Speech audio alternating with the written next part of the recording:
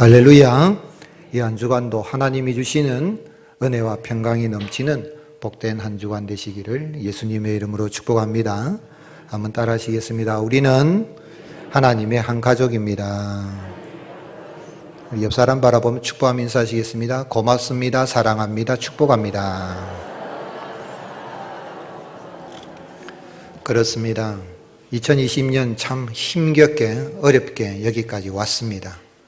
홍수도 태풍도 참 여러 가지 참 어려움이 있고 여전히 어려운 가운데 있지만 도우시는 하나님, 에베네셀 하나님이 우리를 지켜주셔서 여기까지 왔습니다.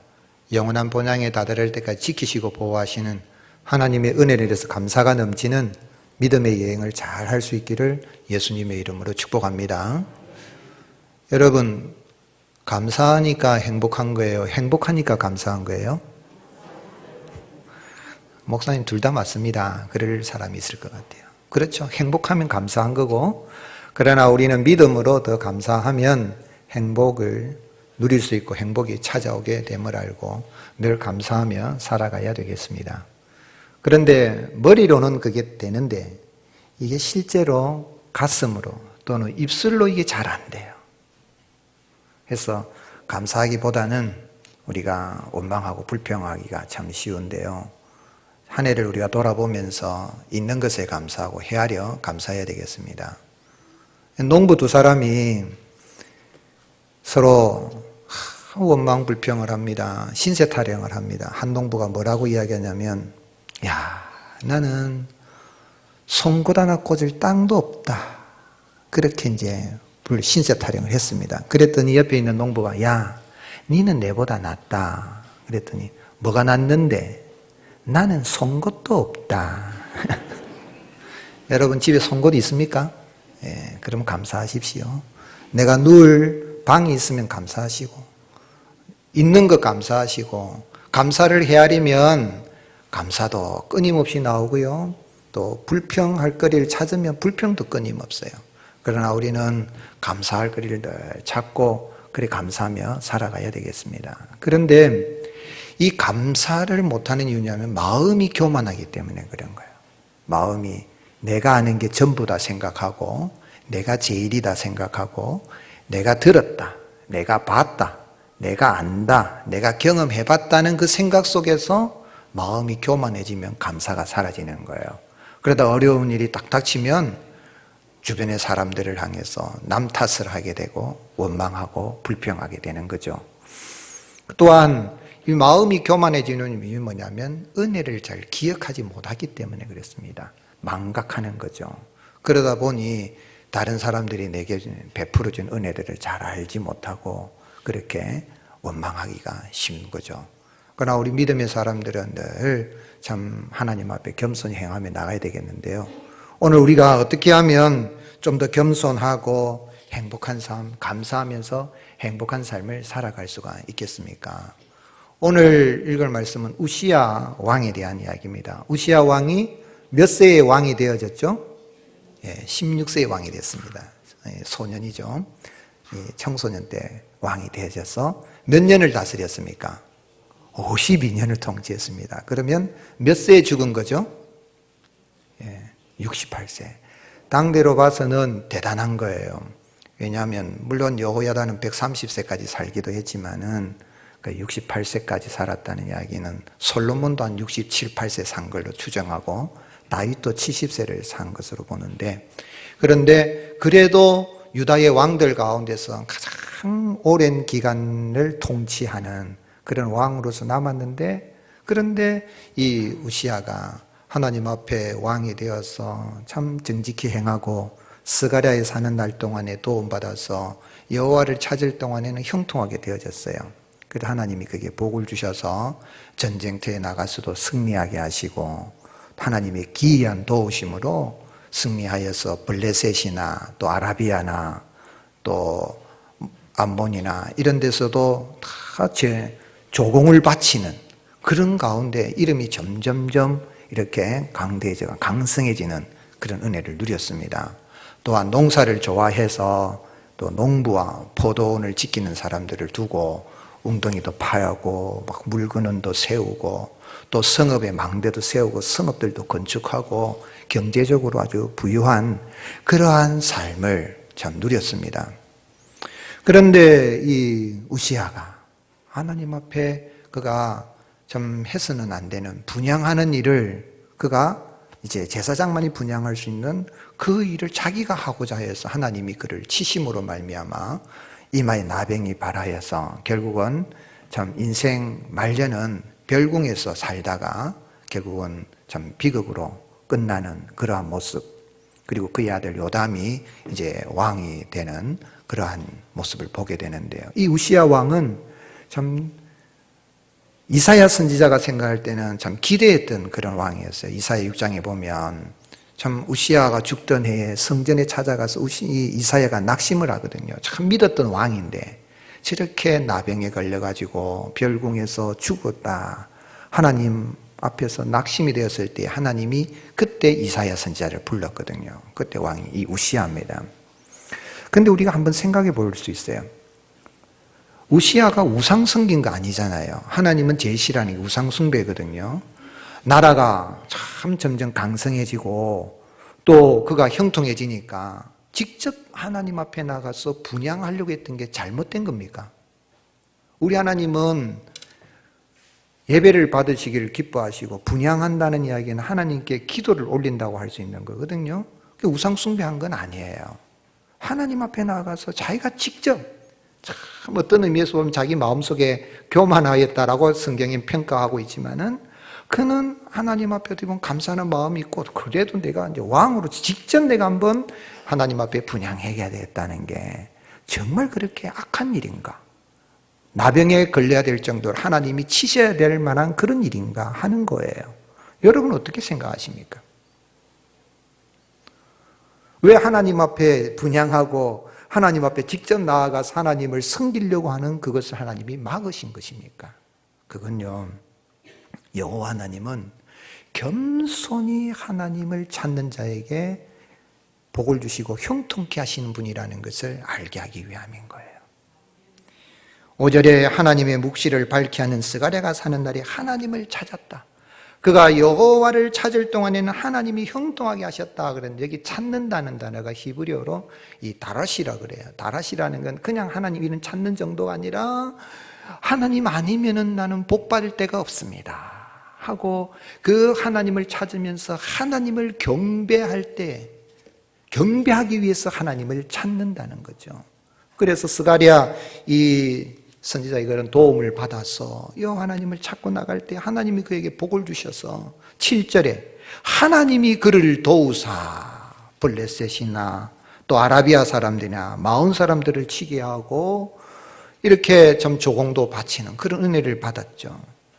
15절에도 보면 이렇게 겸손히 찾고 나갈 때에 그가 무기도 고안해서 만들고 막 전장터에서 여러 가지 투석기도 만들게 하고 지혜로운 사람들에게 재주 있는 사람들에게 그렇게 하게 했을 때에 하나님이 어떻게 도와주셨다 그랬습니까? 15절에 보면은 그의 이름이 멀리 퍼짐은 기이한 도우심을 얻어서 강성하여짐이라. 이 원더풀 헬퍼예요. 하나님이 놀라우게 놀라운 신기한 도움으로 이런 도움을 주셨는데 또한 그가 농사를 좋아했다 그랬거든요. 10절에 보면 그가 농사를 좋아했다 그래서 망대도 세우고 웅덩이도 파고 고원과 산지에 평지에 가축도 많이 기르고 이렇게 해서 여러 산과 또 좋은 밭에 농부와 포도원을 다스린 자리를 세웠어요. 즉 말하자면은 여기 오늘 쌀과 곡식들이 다 있는 것처럼 그가 농사를 좋아하니까 농부들과 또 포도원지기들이 이런 열심히 해서 풍성한 결실을 해서 경제적으로 이런 넉넉한 삶을 하나님이 살게 하신 것입니다. 그런데 그가 잘 돼갈 때에 강성해질 때 마음이 교만해진 거죠. 그래서 우리가 읽지 않았지만 16절에 그가 강성해짐에 그의 마음이 교만하여서 악을 행하였다 그랬는데 어떤 악이냐면 월권인 거예요. 제사장만 할 수 있는 그 하나님 앞에 분향하는 거룩한 일, 하나님을 가까이 섬기는 그 일은 오직 제사장만 하도록 되어 있는데 마음이 교만해서 제사장 할 수 있나? 나도 할 수 있다 라고 생각하는 가운데에 월권하여서 하나님 앞에 범죄를 한 거예요. 즉 말하자면 그가 하나님 앞에 나와서 분향을 하고 제사를 드릴 수도 어떻게 보면 우리 인간적으로는 할 수 있겠다는 생각이 드는데 그의 마음이 교만해진 게 문제인 거죠. 하나님은 교만한 자를 싫어하시는 거거든요. 여호와를 겸손히 찾을 때는 하나님 아니면은 나는 복 받을 데가 없습니다. 하나님이 도와주셔야 됩니다. 그럴 때 하나님이 도와주셨어요. 기이한 도우심으로 승리했어요. 그런데 이제 강성해지니까 그래도 내가 하는 게 나오면서 교만해지게 되니까 하나님이 치신 거예요.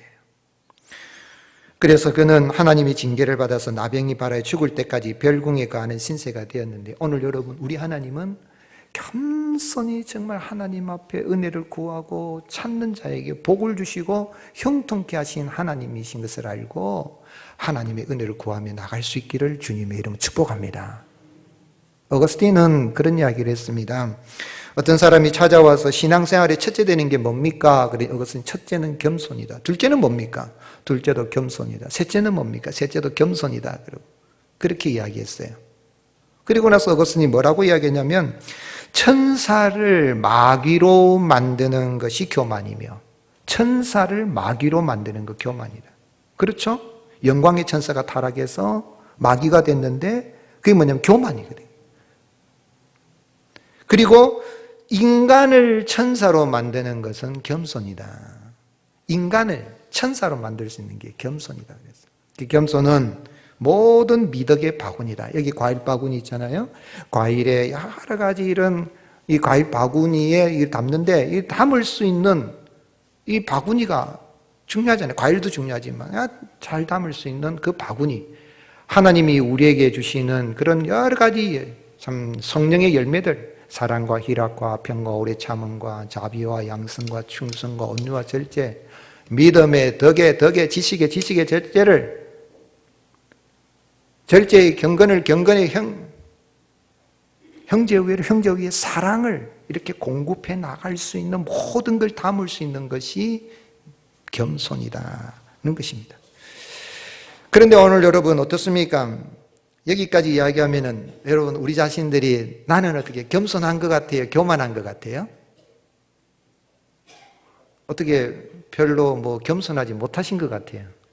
여러분 겸손하다고 생각합니까? 교만하다고 생각합니까?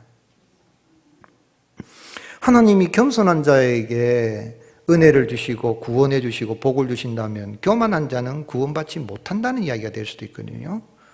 구원 문제는 하나님께 하더라도 이 땅에서 형통한 삶을 살 수 없다면 이 세상에 교만하지 않은 사람이 있을까 하는 거예요. 아담이 타락한 이후에 하나님처럼 되려고 하는 그 유혹, 네가 그것을 먹는 날에는 하나님처럼 되리라 하는 그 말에 선과학을 알게 하는 나무의 열매를 따먹은 후에 인간은 자기가 하나님이 되려고 하고 하나님 노릇을 하거든요. 자기 지식과 경험에 따라서 판단하고 다른 사람들을 비판하고 정죄하고 그러면서 하나님 노릇을 한단 말이에요. 그래서 다 교만하게 살아간다면 그럼 하나님 복을 받을 수가 없잖아요. 또 어떤 의미에서 나는 겸손한 사람입니다 하면 그게 진짜 교만한 거거든요. 그럼 도대체 누가 겸손한 사람인가?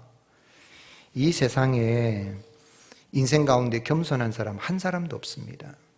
타락한 이후에 모든 인간은 다 교만한 거예요. 그래서 하나님처럼 되려는 그런 교만한 생각으로 살아갈 뿐만 아니라 하나님의 복을 받아 누리지 못하고 불행한 삶을 살아가는 거죠. 그래도 누가 구원받고 형통한 삶을 살 수 있습니까? 교만한 그 인생, 한 사람 의인은 없나니 하나도 없다 하는 이야기는 겸손하는 자는 없나니 한 사람도 없다. 그래서 누구도 구원받을 수 없고 자기의 겸손으로 하나님 앞에 겸손하여서 구원받지 못할 뿐만 아니라 형통케 하시는 복도 받아 누릴 수 없는 인생인데 여호와 하나님이 친히 사람이 되셔서 겸손히 사람의 몸을 입고 오셔서 이 땅에 오셨어요. 그분이 누구십니까? 그분이 우리 구주 예수 그리스도이십니다. 그런데 어떻게 보면 예수님이 하신 말씀을 하면 진짜 교만 방자한 이야기를 할 수 있어요. 제가 앞에 말씀드렸잖아요. 나는 겸손한 사람입니다 하는 그 사람이 제일 교만한 사람이다 그랬잖아요. 그런데 예수님 뭐라고 말씀하셨어요? 마태복음 11장 18절에 수고하고 무거운 짐진 자들아 다 내게로 오라. 내가 너희를 쉬게 하리라. 나는 마음이 온유하고 겸손한. 내게 와서 내 멍에를 메고 내게 배우라. 그리하면 너희 마음이 쉼을 얻으리니 이는 내 멍에는 쉽고 내 짐은 가벼움이라. 주님 말씀하셨는데 우리 예수님께서 교만해서 그렇게 말씀하신 거예요. 아니에요.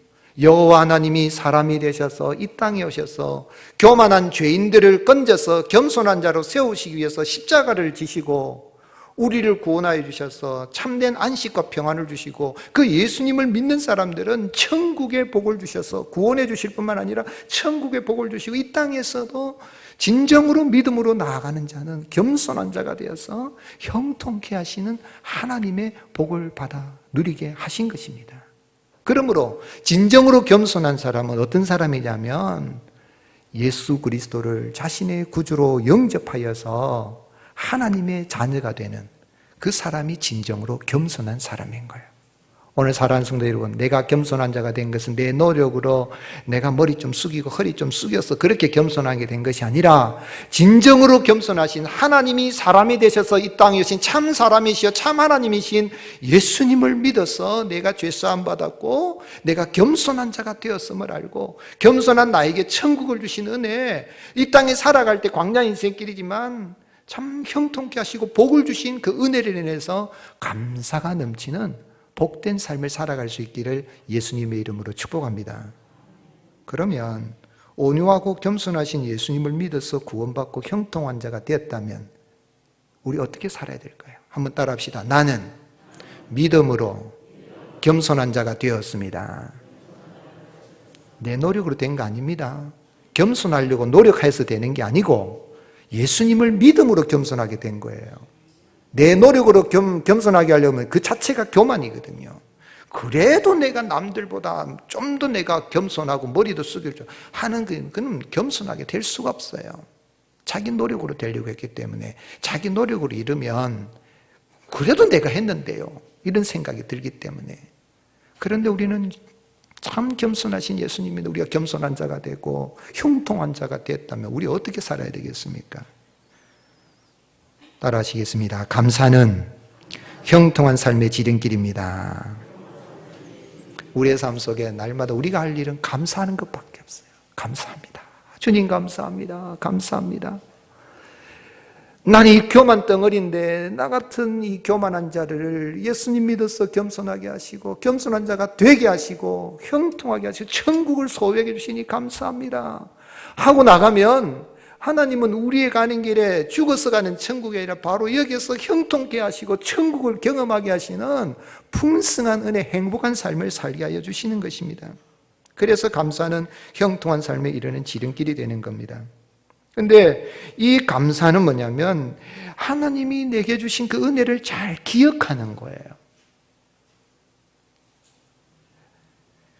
인간의 기억은 1천억 비트, 비트는 컴퓨터 용어로 이렇게 정보량의 최소 단위를 비트라 그래요. 그런데 1천억 비트가 되는데 백과 사전 한질 전체를 포함해 약 500배 이상 되는 그런 것을 뇌에 넣을 수 있다는 거예요. 뇌의 크기는 무게는 얼마 되지도 않아요. 1.3kg 정도 얼마 안 되는데 여기에 1천억 개의 뉴런, 그리고 뉴런과 뉴런 사이에 100조 개가 되는 연결고리가 되어져서 한 번 사람의 속에 들어오면요 기억이 남아있어요. 내가 끄집어내지 못해서 그렇지 어느 날 한 번 봤는데 기억이 날 때가 있단 말이에요. 하나님이 이 두뇌를 줬기 때문에 엄청난 기억력을 가지고 있어요. 자다가도 갑자기 전에는 생각이 안 나는데 이름도 생각이 나고 갑자기 막 다 생각이 나고 하는 게 숨어있던 기억장치에서 다 끄집어내는 거거든요. 그런데 이런 기억력을 하나님이 주셔서 가지고 있다 할지라도 살아가면서 내가 모든 걸 다 기억할 수는 없다는 거죠. 아니, 불가능한 거예요. 아니, 그걸 기억한다는 것은 불행입니다, 여러분. 한번 생각해 보세요, 여러분. 내가 당했던 지금까지 살아온 내 평생의 모든 일들을 하나도 잊지 않고 막 자꾸 생각이 나고 하면 어떻게 될 것 같아요? 정신병 걸려 죽습니다. 그래서 어떤 의미에서 망각은 은혜입니다. 망각할 수 있다는, 잊을 수 있다는 게 은혜입니다. 오래 지나가면서 태풍, 홍수 난 거 생각은 나지만 그때 당했던 그런 뭐 그렇게 우리가 깊이 그렇게 기억 안 하잖아요. 어려움이 있었다는 정도로 하지. 그거 만약에 다 생각을 하고 이래 살면 사람이 죽습니다. 정신병 걸려 죽는 거죠. 망각이 은혜예요. 그렇다면 다 잊어버리고 살아야 되는가? 그러나 정말 행복에 이를 수 있는 감사가 행복의 지름길인데, 감사한다는 것은 내가 잊어서는 안 될 것을 기억하는 게 감사예요. 그럼 뭘 기억해야 되겠어요? 탈무드에 보면 우리의 생각 속에는 두 개의 주머니가 있다는 거예요. 하나는 기억 주머니, 하나는 망각 주머니. 한번 따라해 봅시다. 기억 주머니, 망각 주머니. 예, 망각이 은혜입니다. 잊어버려야 되는 거예요. 뭘 잊어야 되겠습니까? 나를 힘들게 한 사람. 여러분, 내가 불행하고 내 건강을 해치는 게 뭐냐면, 밤에 자면서 이거 죽어보자 하면 그러면 누구 손해입니까? 잠 못 자는 자기만 손해라. 그거는 어디다 집어넣어야 되겠습니까? 망각의 주머니에다 집어넣어야 되는데, 그거를 어디다 집어넣은 거예요? 기억 주머니에 넣고 두고 보자고 밤새도록 기억하니까 자기만 손해라. 탈무드에서 지혜로운 사람은, 행복한 사람은, 감사가 넘치는 사람은 기억해야 될 것, 좋은 거를 기억 주머니에 넣고, 잊어버려야 될 거, 안 좋은 거, 불행한 건 망각 주머니에 넣는 사람이다. 지혜로운 이야기죠. 그런데 우리는 이게 뒤죽박죽이 되면 그게 이제 정서가 잘못된 거거든요. 왜 우울증이 오고 조울증이 오고 화가 나고 신경질이 나고 막 그럽니까? 넣어서는 안 될 그것을 기억 주머니에 집어넣어가지고 두고 보자 칼을 갈고 있으니까 칼도 안 갈아지는데 힘들단 말이에요. 그러나 은혜로 몰라서 그러겠지. 그 안 좋은 거다. 내가 잘못했구나. 내가 잘못 봤구나 하고 망각 주머니에 던져버리고 넣어버리면, 잊어버리면 이게 하나님의 은혜고, 내가 기억하는 건 뭘 기억하는 거예요? 하나님의 은혜를 기억하고 감사하는 거예요. 하나님이 내게 주신 은혜가 뭔가 그걸 기억하는 거예요. 7절, 우시야를 누가 도와주셨습니까? 하나님이 그를 도와주신 거예요. 나의 나된 건 하나님이 나를 도와주셨다. 15절에도 하나님께서 그의 이름이 멀리 퍼지면 기이한 도우심으로 강성하여짐이라. 오늘의 내가 있게 된 것, 하나님이 나를 도와주시고, 하나님이 이 wonderful help, 하나님이 놀라운 그런 이 도움을 주셔가지고 오늘 내가 이렇게 강성하게 된 거다 하고 그 하나님의 은혜를 기억하는 게 감사예요. 근데 우시야에게는 이런 감사가 없었던 거예요. 딱 잘 되니까 내가 잘해서 된 걸로서 착각을 한 거죠. 16절, 그가 강성하여짐에 그의 마음이 교만하여 악을 행하여 누구에게 범죄했다 그랬어요? 하나님 여호와께 범죄한 거예요. 여호와의 성전에 들어가 향단에 분향하려 한디라. 어떻게 보면 분향할 수도 있겠다는 생각이 들 수 있지만, 이게 문제가 된 게 뭐냐면 월권을 하고 교만해져서 자기가 다 할 수 있는 것에 착각을 한 거예요. 그리고 대제사장 아사랴가 80명의 제사장을 데리고 가서, 얼마나 겁납니까? 왕이니까. 왕은 죽일 권세도 있고 살릴 권세도 있으니까 제사장이라 죽일 수 있잖아요. 그래서 80명의 제사장을 데리고 와서 왕이시여 그리하지 마옵소서. 그렇게 하시면은 하나님으로부터 영광을 얻을 수가 없습니다. 그랬더니 그 앞에서 화를 내잖아요. 그래서 대제사장 아사랴에게 화를 낸 것은, 오늘 그가 악을 행한 것은 하나님 여호와께 범죄했다는 이야기는 하나님께 화를 낸 거예요. 하나님은 눈에 보이지 않지만 대제사장을 세운 건, 그건 하나님을 대신하여서 백성들에게 복을 빌기도 하고 하는 이런 통로인데, 제사장에게 화를 낸 건 하나님께 화를 낸 거예요. 그러다가 결국은 그가 별궁에 가 거하면서 얼마나 후회했겠어. 그때 여러분, 살아가면서 화를 낼 수도 있어요. 분을 낼 수도 있어요. 그러나 절대로 화를 내서는 안 될 대상이 있단 말이에요. 하나님의 은혜를 생각하고, 어떤 경우라도 하나님 감사합니다 하고 나가면, 이야, 저런 가운데서도 감사하는구나 하고 하나님은 기억하시고 더 큰 은혜와 복을 주시는 거예요. 다윗의 위대함이 어디 있습니까? 사울이 자기를 막 죽이려고 해도 사울을 대적하지 않아요. 장인인데도 막 죽이려고 하자니 창을 집어 던지고 군사를 풀어서 막 잡으러 다니는데 하나님이 허락하지 않으니까 다윗을 잡지를 못하는데 기회가 왔어요. 사울을 죽일 수 있는 기회가 왔는데도 안 죽입니다. 나중에 사울이 옷자락을 자른 그것 가지고도 내가 하나님이 기름 부으신 왕의 옷자락을 잘랐는데 그것 가지고도 가슴 아파했단 말이에요. 그러면서 다윗은 얼마나 허물이 많습니까? 허물이 많은데 하나님이 그를 용서해 주시고 은혜를 베푸시고, 성경에 보면 다윗의 길을 따라 의인의 이야기할 때 다윗의 의인의 반열에 세워주시는데, 그런 은혜를 생각하니까 시편을 보게 되면 구구절절히 다윗이 뭐라고 이야기합니까? 하나님께 감사하는데 다윗은 늘 마음속에 하나님이 내게 주신 은혜를 기억한 거예요. 기억하면서 뭐라고 이야기합니까? 시편 116편 12절 우리 같이 한번 읽으실까요? 시작. 내게 주신 모든 은혜를 내가 여호와께 무엇으로 보답할까? 이게 감사예요. 내가 구원의 잔을 들고 여호와의 이름을 부르며 여호와의 모든 백성 앞에서 나는 나의 소원을 여호와께 갚으리로다. 내게 주신 은혜를 내가 여호와 하나님께 무엇으로 보답할까? 여러분, 하나님의 주신 은혜를 곰곰이 헤아려서 기억하게 되면 이런 감사가 우리에게 넘치게 되고, 이런 감사가 넘치면 형통한 삶이 쫙 열릴 뿐만 아니라 행복이 넘치는 그런 삶을 살아가는 은혜가 임하게 되는 것입니다. 우리 예수님은 10명의 나병 환자를 고치신 다음에 한 사람이 돌아와서 감사했잖아요. 그 사람은 사마리아 사람이라 그랬는데 나머지 9명은 유대인이었다라고 할 수 있어요. 누가복음 17장 16절에 예수의 발 아래 엎드려 감사하니 그는 사마리아 사람이라. 예수께서 대답하여 이르시되 10사람이 다 깨끗함을 받지 아니하였느냐? 그 9은 어디 있느냐? 하나님이 내게 주신 은혜를 기억을 하고 헤아려서 감사하기를 원하신 것입니다. 그러므로 사랑하는 성도들, 우리는 예수님의 평강, 예수님의 이름으로 늘 감사하는 삶을 살아가고, 그러므로 말미암아 형통케 하시는, 형통의 지름길이니 감사하는 삶으로 하나님이 형통케 하시는 복을 받아 누리는 은혜가 있을 수 있기를 주님의 이름 축복합니다. 예수님 믿어서 이미 우리는 겸손한 자가 된 거예요. 형통한 자가 된 거예요. 그러면 그걸 누릴 수 있는 길은 뭐냐면 하나님이 내게 주신 은혜를 기억을 해야 돼요. 헤아려야 돼요. 골로새 3장 15절 그리스도의 평강이 너희 마음을 주장하게 하라. 너희는 평강을 위하여 한 몸으로 부르심을 받았느니. 다 같이 읽겠습니다. 너희는 또한 감사하는 자가 되라. 아멘이십니까? 1620년 11월 12일 청교도들이 신앙의 자유를 찾아서 메이플라워를 타고 플리머스항에 도착해서 그들이 제일 먼저 지었던 게 무엇입니까? 예배당입니다. 두 번째 지었던 게 학교입니다. 제일 마지막에 자기 집을 지었어요. 왜요?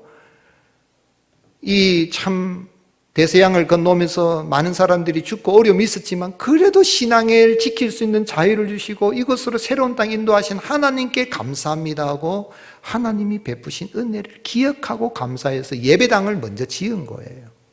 오늘 여러분, 그런 은혜, 내게 주신 은혜를 잘 기억하고 하나님 앞에 감사하고 나가면 더 풍성케 하신 은혜가 우리에게 임하게 되는 것입니다. 또한 뿐만 아니라 도와준 사람들을 기억하고 감사해야 되는 거예요. 우리가 기억을 하는데 하나님 은혜 기억할 뿐만 아니라 하나님이 나를 도와주라고 붙여주신 분들이 있잖아요. 하나님은 눈에 보입니까? 안 보입니까? 안 보이시잖아요. 그런데 하나님이 눈에 보이시게 역사하는 사람이 누구냐면 내 주변에 나를 도와주는 사람들이에요. 그걸 이 우시아는 몰랐던 거예요. 내가 왕이 돼가지고 16살 때 내가 왕이 됐어. 이제는 내가 이렇게 강성하게 되어지고 이래 되는데 자기 혼자 되는 거 착각한 거예요. 가장 첫 번째로 도와준 사람이 누굽니까? 어머니. 3절 우시아가 왕이 오를 때 나이가 16세라 예루살렘에 52년간 다스리니라. 그의 어머니 이름은 여골리아. 한번 따라합시다. 여골리아. 예루살렘 사람이더라. 이 이야기는 그의 어머니가 어떤 사람이란 이야기예요? 이방 여자가 아니라 경건한 사람이었다는 것을 이야기하고 있어요. 아들을 낳았을 때에, 이 우시아를 낳았을 때에 이 어머니는 이 아들을 위해서 기도하면서 예루살렘 여인으로서 여호와를 경외하는 사람이 되었으면 좋겠다 했는데, 여골리아의 이름 뜻은 여호와 하나님이 가능하게 하신다. 여골리야, 야는 야훼 하나님 가르거든요. 하나님이 가능하게 하신다. 아들을 키우면서 애야, 하나님이 너를 가능하게 너를 도와줄 수 있는 건 하나님밖에 없어. 그 하나님 앞에 겸손히 엎드리면 하나님을 찾으면 너를 도와주실 거야. 그런 마음으로 이 아들을 키우면서 이름을 우시야라고 했어요. 우시야는 나의 힘은 여호와 하나님.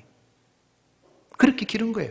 하나님이 가능하게 하시니 아들아 너의 힘은 여호와 하나님밖에 없다 하면서 이 아들을 믿음으로 어머니는 길렀던 거예요. 그런데 우시야가 자기가 잘 되니까 어머니가 가르쳐주던 그걸 잊어버린 겁니다. 기억에 망각해서는 안 될 걸 망각하고 교만하게 된 거죠. 또한 그에게 스가랴가 있어서 도와주었어요. 5절에 보면 하나님의 묵시를 밝게 하는 스가랴가 사는 날에, 스가랴가 사는 동안에는 하나님을 찾았다는 이야기는 그가 교만할 때에 누가 죽었다는 이야기입니까? 스가랴가 죽었다는 이야기가 되는 거예요. 무슨 이야기입니까? 하나님의 묵시, 이 묵시라는 단어가 중요한 단어인데 히브리어는 라라 그래. 라라는 건 영어로 씨, 본다는 거예요. 이 히브리어 이 성경에서 1306번 사용되는 많이 써야 되는 단어예요. 보았다, 보니, 먹음직을 본다는 말이거든요. 근데 무엇을 보는 거예요? 스가랴는 하나님의 뜻을 보는 사람이었고 그것을 이 왕에게 가르쳐 준 거예요. 전하려 주면서 왕이시여 하나님의 뜻이 이렇습니다 하고 밝히 가르쳐 주니까 하나님을 찾았는데 이런 도움을 받은 걸 잊어버린 거예요. 죽었다라고 성경에는 기록은 안 나와 있지만 스가랴가 사는 날 동안에는 하나님을 찾았다는 이야기는 이런 스가랴가 없으니까 은혜를 잊어버린 거예요. 영적인 지도자의 그런 도움을 기억하지 못한 겁니다. 그리고 또한 그가 이렇게 참 나가는 데 있어서 많은 사람이 도와줬습니다. 9절에 보면은 예루살렘 성 모퉁이 문, 골짜기 문, 성급이 망대를 세우고 견고하게 하는데 이 할 때 얼마나 많은 사람들이 도와준 겁니까? 왕이 세운 거 아니잖아요. 망대 세운 거 아니잖아요. 또한 그가 농사 짓는 걸 좋아하니까 농부와 포도원 다스린 자들을 세웠다 그러는데 이 사람들이 도와준 거거든요. 그리고 전장터에 나갈 때 11절에 보게 되면은 이 지휘관 하나의 휘하에 속하여 떼를 지어 나가서 싸우는 자라. 왕을 대신해서 떼를 지어 나가서 싸우는데 왕을 도와서 13절에 왕을 도와 적을 치는 자라 그랬어요. 왕을 도와준, 생각해 보세요. 왕을 위해서 목숨 걸고 전장터에서 싸운다는 게 쉬운 일입니까? 이렇게 도와준 사람들이 있었는데 자기가 잘해서 한 것으로 착각을 해버린 거예요. 재주 있는 사람들이 무기를 고안하게 해서 망대를 만들고 이렇게 투석기를 만들게 했지만은 도와준 사람들이 있죠. 그리고 마지막에 왕이 교만해가지고 마지막에 이제 왕이시여 그렇게 하지 마옵소서 대제사장 아사랴가 제사장 80명을 데리고 가가지고 막으면은 마지막에 그때만큼 아이고야 하고 돌았어야 했는데 화를 버럭버럭 냈단 말이에요. 대제사장 아사랴 영적인 지도자 화를 내서는 안 될 대상에게 화를 내었을 때 단 한 번 화낸 그것을 하나님은 나병에 걸려서 그를 인생 말년을 비극 가운데 살아가게 한 거예요. 오늘 사랑하는 성도 여러분, 오늘의 내가 있는 건 전적인 하나님의 은혜요. 하나님의 응답은 사람인 걸 알고 나에게 나와 함께 있는 가족, 부모님, 형제, 자매, 우리 성도님들을 소중하게 여기는 은혜가 있을 수 있고 오히려 감사할 수 있는 은혜가 있기를 주님의 이름으로 축복합니다. 나를 도와준 사람들이에요. 목사도 그렇잖아요. 목사가 교만해지면 내가 신학을 얼마나 했는데 내가 어쨌는데 아니에요. 교역자들이 있고 장로님들이 있고 권사님, 집사님들이 막 구역장님들이 도와주잖아요. 서로 돕는 거잖아요. 그런데 예수님의 제자들이요 그걸 모르니까 마지막 만찬 자리에서 제자들이 싸웁니다. 왜 싸웠죠? 누가 크냐 싸워. 12명이 싸웁니다. 이거 12명이 싸워요. 자주 싸웠어요. 누가복음 22장 24절 또 그들 사이에 그중 누가 크냐 하는 다툼이 난지라 예수께서 이르시되 이방인의 임금들은 그들을 주관하며 그 직분자들은 은인이라 칭함을 받으나 너희는 그렇지 않을지니 너희 중에 큰 자는 젊은 자와 같고 다스린 자는 승린 자와 같을지라. 오늘 여러분 교회는 싸우기 위해서 온 거 아니에요. 도토리 키재기 위해서 온 거 아닙니다. 옆 사람 한번 보세요. 여러분 도움이 될 것 같아요? 나를 힘들게 하는 것 같아요? 내보다 나은 것 같아요? 내보다 못생긴 것 같아요? 한번 축복합시다. 당신이 나보다 낫습니다. 인정하십니까? 속으로는 내가 네보다 낫다. 아니에요. 하나님의 응답은 사람입니다. 내 주변에 있는 사람들이 내가 오늘의 믿음 생활하고 살아가는데 가정에서든 우리 교회에서든 신앙생활에서 서로 다투면 안 된다는 거죠. 바울은 그의 참 목회에 있어서 큰 힘이 된 사람, 잊지 않는 사람, 감사하는 사람이었어요. 여러분, 저하고 사역을 하면서서 적어도 내가 우리 목사님이 목회 끝난 다음에 이제 제가 기록을 할 때에 감사했던 사람들 그 이름에 여러분이 들어갈 수 있기를 예수님의 이름으로 축복합니다. 아멘이십니까? 제가 기록을 남길 때에 제가 역사를 공부하면 기록을 남길 때에 나를 힘들게 한 사람하고 쭉쭉쭉 남겨놔버리면 그 역사의 길이 남잖아요. 바울이 감사한 사람이 누굽니까? 브리스기나 아굴라. 어떻게 감사했어요? 그가 왜 감사했습니까? 로마서 16장 4절 그들은 내 목숨을 위하여 자기들의 목까지도 내어놓았나니 아이고야 그러려면 목숨 내놔라 한다. 제가 그걸 이야기하는 거 아니에요. 근데 바울만 아니라 이분들은 교회에서 성도님들을 막 세우니까 나뿐 아니라 이방인의 모든 교회도 그들에게 뭐 하느니라? 감사하느냐. 바울도 감사하고요. 하나님께 감사하지만 브리스 아굴라에게도 감사한다는 거예요. 1621년 가을에 청교도들이 추수하여서 하나님 앞에 감사를 드려 하나님께 감사한 거 아니에요. 고마워가지고 누구를 청한 겁니까? 인디언들을 청해가지고 도와준 인디언들, 옥수수 재배한 도와준 인디언들 감사합니다 했던 거예요. 덴마크의 동화작가 안데르센, 그의 아버지는 구두 고치는 수선공이었고 어머니는 남의 집에서 빨래하는 그런 사람이었어요. 어렵게 삽니다. 아기 침대가 없어서 어느 부자가 죽고 난 다음에 장례식장에 버려진 그 평상을 개조해가지고 침대로 사용하고 그래 살았어요. 아버지는 알코올 중독자이기 때문에 집에 들어오면은 그냥 뺨때기를 때리고 안데르센은 공부를 못했어요. 수업도 제대로 받지만 초등학교 중퇴했어요. 그런데 그는 그런 환경에 자라면서도 아름다운 동화를 썼는데 그걸 사람들이 당신은 그런 어려운 환경에 어떻게 아름다운 동화를 쓸 수 있느냐 그랬더니 나는 나의 불편한 환경 속에서도 베풀어진 축복을 붙들기로 했습니다. 나는 비록 아버지가 무서운 때도 많았지만 아버지가 들려주는 이야기를 듣기를 즐거워했고 나의 가난한 다락방에 누워 상상하기를 즐거워했습니다. 나는 나의 아버지가 여전히 좋은 분이라고 믿었고 나의 가난한 집을 나의 축복이라고 믿었습니다. 생각해보면 나의 역경은 나의 축복이었지요. 나는 가난했기에 무엇을 쓸 수 있었다고요? 성냥팔이 소녀가 그냥 나온 게 아니라니까. 가난을 경험해봤기 때문에 쓸 수 있다는 거예요. 부자는 몰라요. 내가 못생겼다고 놀림받았기 때문에 뭘 쓸 수 있었다고요? 미운 오리 새끼를 쓸 수 있었다는 거예요. 오늘 여러분, 우리는 예수님을 믿어서 겸손한 자가 되었고 형통한 자가 된 줄 믿으시기를 예수님 축복합니다.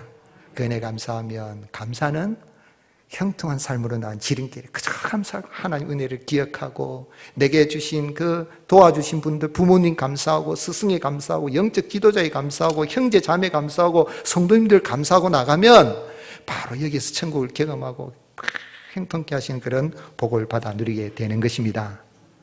송곳 하나 꽂을 땅도 없다고 그렇게 불평할 게 아니라 송곳도 없다고 불평할 게 아니라 있는 것에 감사하고 남은 것에 감사하고 여기서 천국을 누리고 살아가는 복된 그런 삶을 살아가는 저와 여러분이 되시길 예수님의 이름으로 축복합니다.